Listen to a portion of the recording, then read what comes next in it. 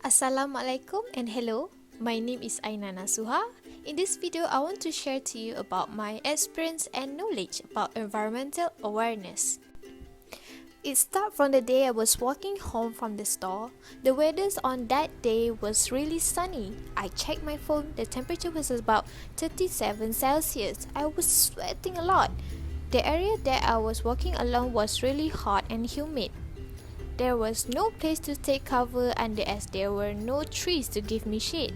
This contributed to the factors of thermal comfort. There were also many vehicles passing by the area which are releasing gas emissions which further contribute to the rising of the area's temperature. For the next day, however, the weather was not hot but it was raining heavily. Some of the roads were flooded with water from the drain because the existing ones were not working properly. This left with the water to be standing at the roadside with nowhere to be drained. When cars went by, the water would splash around which then would hit my clothes and make it wet and quite dirty.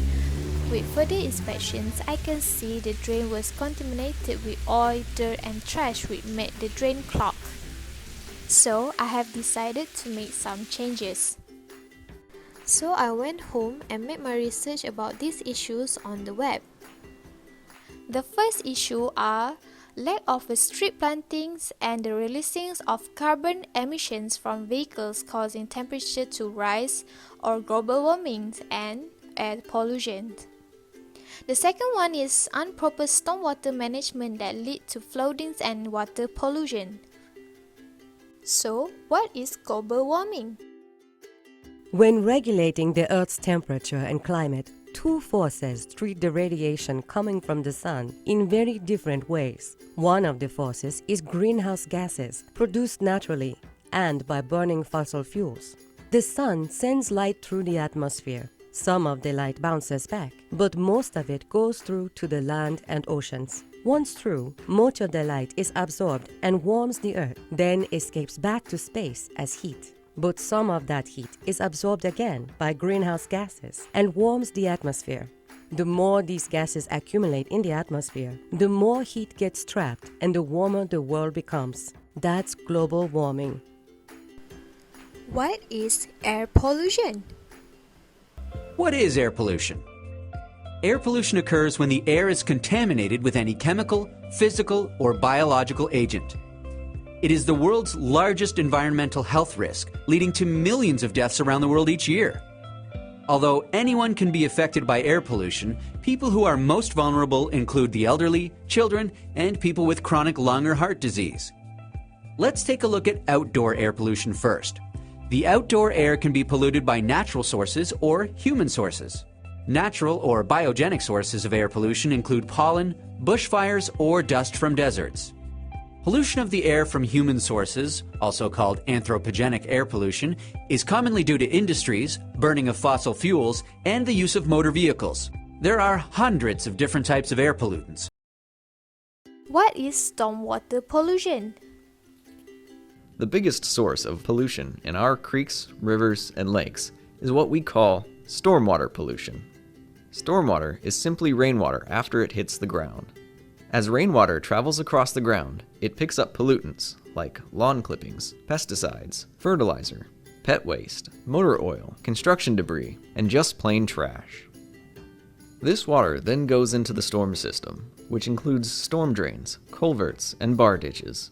And since these are not connected to any type of treatment plant, all that pollution ends up in our ponds, creeks, rivers, and lakes.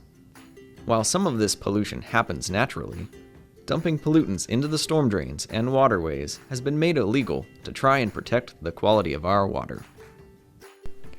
What are the consequences of this environmental issue?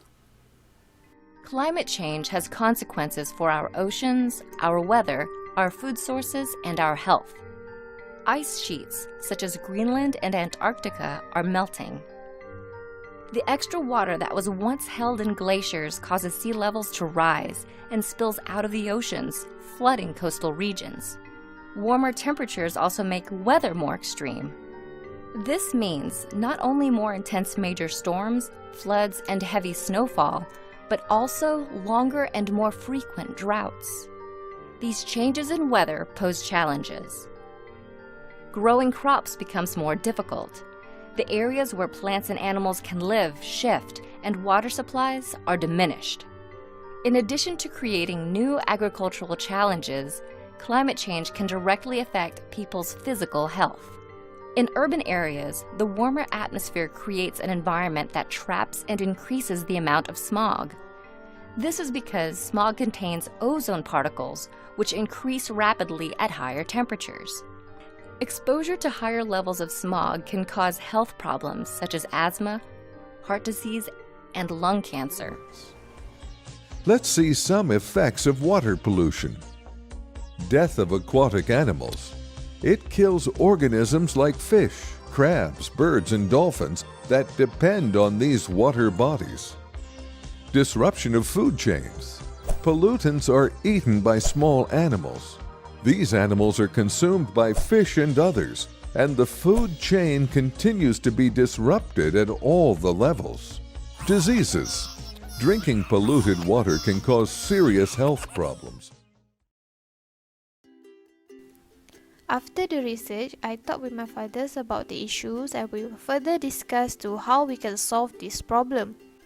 Then, my father contacted with the landscape architect to solve this issue so that it would make the environment much more convenient and livable. They come up with the idea and proposed a solution for the environmental issue. Parks are great for play, sports, exercise, and relaxation, but one critical benefit is often overlooked: putting water to good use. Parks can act like sponges when rain falls. They catch stormwater, absorbing it into the earth and returning it to thirsty plants, animals, and eventually people. Without parks, water falls onto city streets where it collects pollutants, then runs through pipes and tunnels where it must be purified. As the leader in creating parks and cities in the United States, the Trust for Public Land knows how to improve parks to better manage water.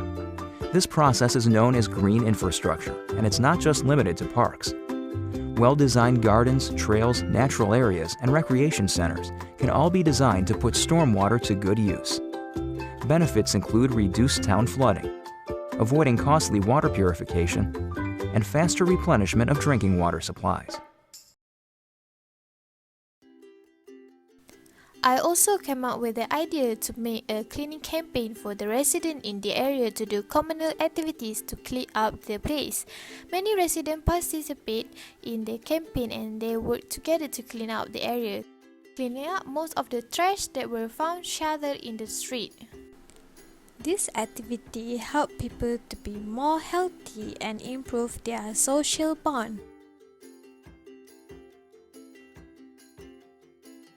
After several weeks of planning, designing, and construction work, the place becoming more and more greener and livable.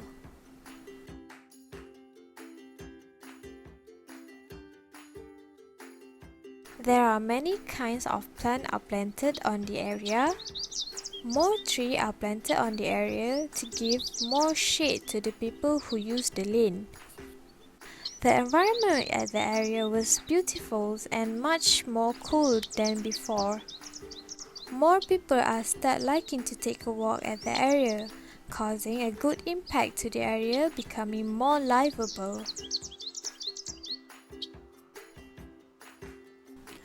I'm really happy with the changes that were made. I hope we can keep improving this city, becoming a better place to live and keep the environment healthy. Thank you for listening to my story. I hope you enjoyed these videos and see you soon. Goodbye.